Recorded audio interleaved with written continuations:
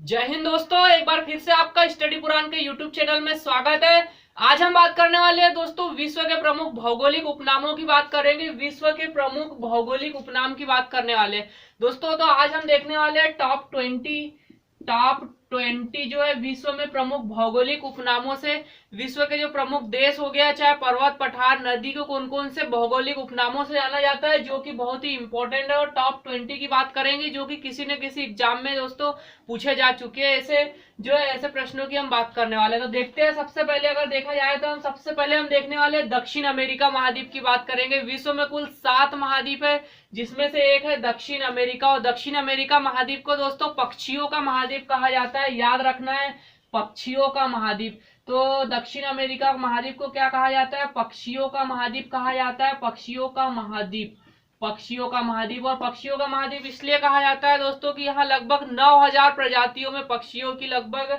9000 प्रजातियों में दोस्तों यहाँ पर लगभग 40% पक्षी पाए जाते हैं। 40% पक्षियों की जो प्रजाति यहाँ पर पाई जाती है, 9000 में से लगभग 40% जो पक्षियों की प्रजाति कहाँ पर पाई जाती है?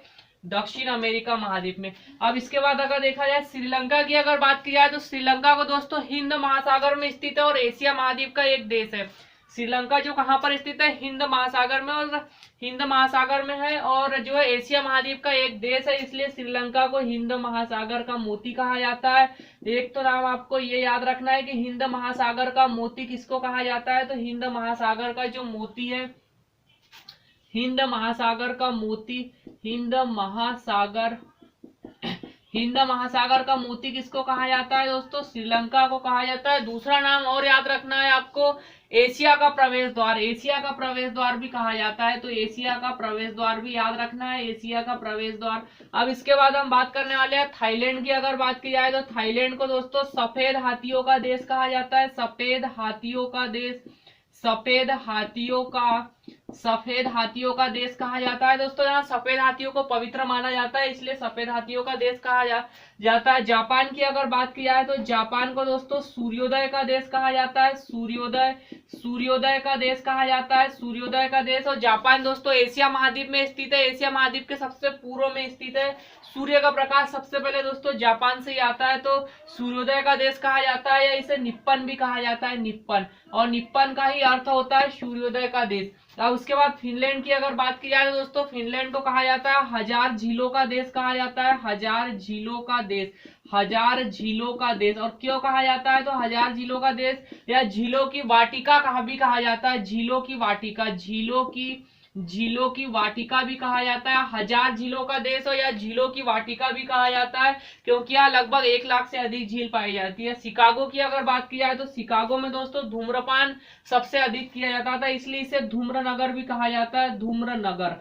याद रखना है। धूम्रपान सबसे अधिक किया जाता है, इसलिए इसे धूम्र नगर कहा जाता है। 2005 में दोस्तों धूम्रपान पर कानून भी बनाया गया था। और उसके बाद पामीर के पठार की अगर बात की जाए तो पामीर के पठार को दोस्तों क्या कहा जाता है? विश्व की छत कहा जाता है, विश्व की छत कहा जाता है, क्योंकि दोस्तों ये जो पामीर का पठार है बहुत सी पर्वत श्रेणी और पठारों का एक मिलन बिंदु है, इसलिए इसे क्या कहा जाता है? विश्व की छत। ऑस्ट्रेलिया में दोस्तों, ऑस्ट्रेलिया में एक पक्षी है कंगारू, इसलिए इसे कंगारुओं का देश भी कहा जाता है, कंगारुओं का देश, कंगारुओं का देश कहा जाता है, कंगारुओं का देश। इसके बाद में याद रखना है मिस्र की अगर बात की जाए तो मिस्र में दोस्तों एक नील नदी जो है मिस्र से होकर एक क्या है? नील नदी बहती है, जो कि मिस्र के लिए बहुत ही उपयोगी सिद्ध है, इसलिए इसे मिस्र को क्या कहा जाता है? नील नदी का वरदान भी कहा जाता है, नील नदी का वरदान कहा जाता है, नील नदी का वरदान। अब इसके बाद क्यूबा की अगर बात की जाए तो क्यूबा को चीनी का कटोरा कहा जाता है, चीनी का कटोरा, चीनी का उत्पादन क्षेत्रफल के हिसाब से दोस्तों क्षेत्रफल कम है और चीनी का उत्पादन बहुत अधिक होता है, इसलिए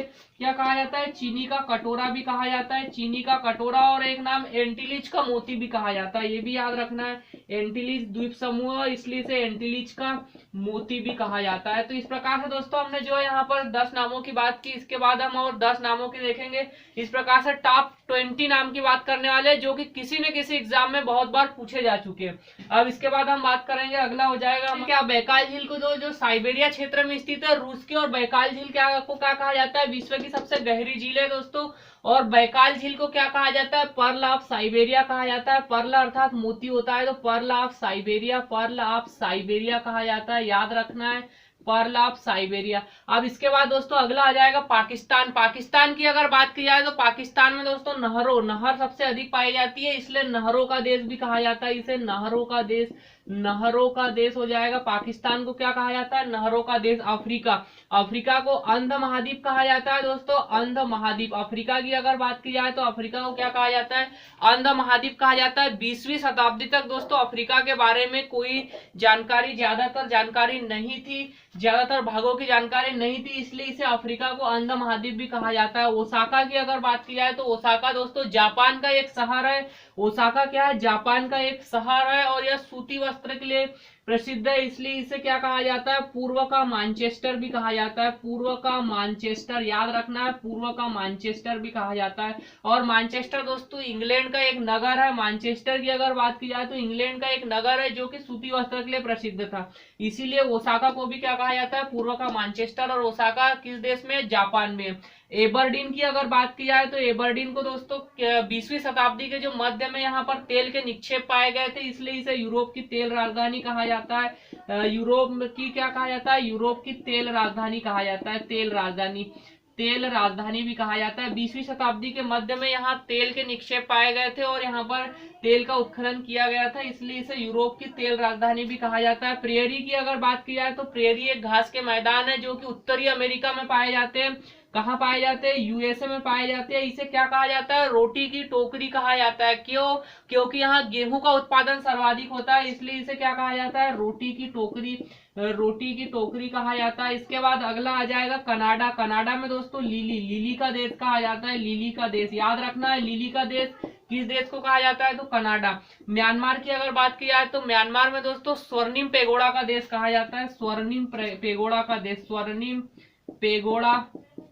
स्वर्णिम पेगोड़ा का देश कहा जाता है, क्योंकि दोस्तों जो है बुद्ध धर्म से संबंधित जो है मंदिर, बुद्ध धर्म से संबंधित जो है स्तूप जो कहाँ पर पाए जाते हैं, म्यांमार में पाए जाते हैं, इसलिए इसे स्वर्णिम पेगोड़ा का देश कहा जाता है।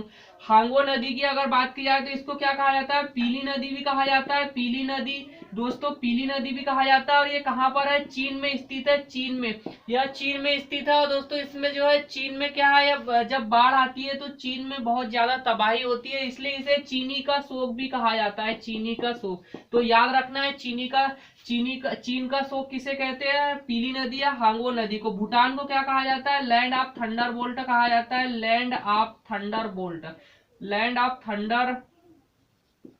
थंडरबोल्ट, तो ये भी याद रखना है। तो इस प्रकार से दोस्तों हमने जो है टॉप 20 नामों की बात की, इस प्रकार से हमने टॉप 20 नामों की बात की है।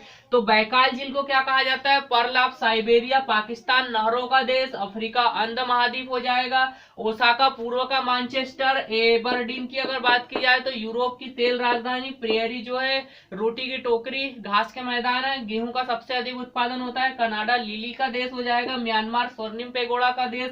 हांगो नदी जो है पीली नदी के नाम से भी जाना जाता है और चीन का शोक कहा जाता है। भूटान को लैंड ऑफ थंडरबोल्ट कहा जाता है। इस प्रकार से दोस्तों हमने जो है टॉप 20 उपनामों की बात की, भौगोलिक उपनाम की बात की, जो कि किसी न किसी एग्जाम में दोस्तों बहुत बार पूछे जा चुके हैं ये क्वेश्चन।